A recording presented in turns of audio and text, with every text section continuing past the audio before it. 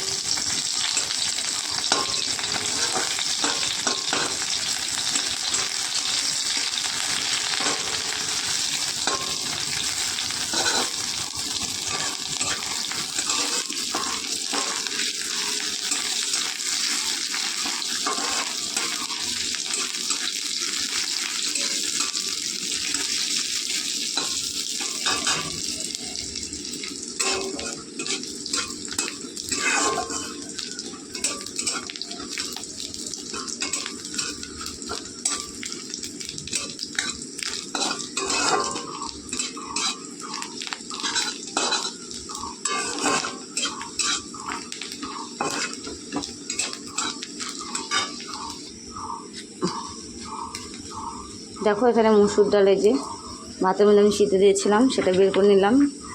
তো একটু জলের মধ্যে ঠান্ডা করে নিলাম, কারণ ক্যারিব্যাগটা ধরা যাচ্ছিল না, সেই জন্য আর কি।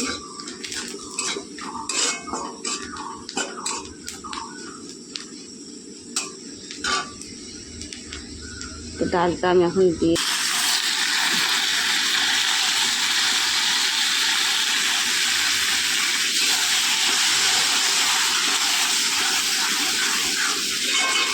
দেখো ডালটা সেদ্ধ হয়ে গেছে।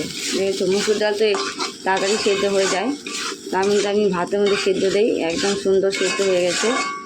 এখন জল দিয়ে দিলে শুধু ডালটা একটু ফুটে উঠলেই নামিয়ে দেবো আমি।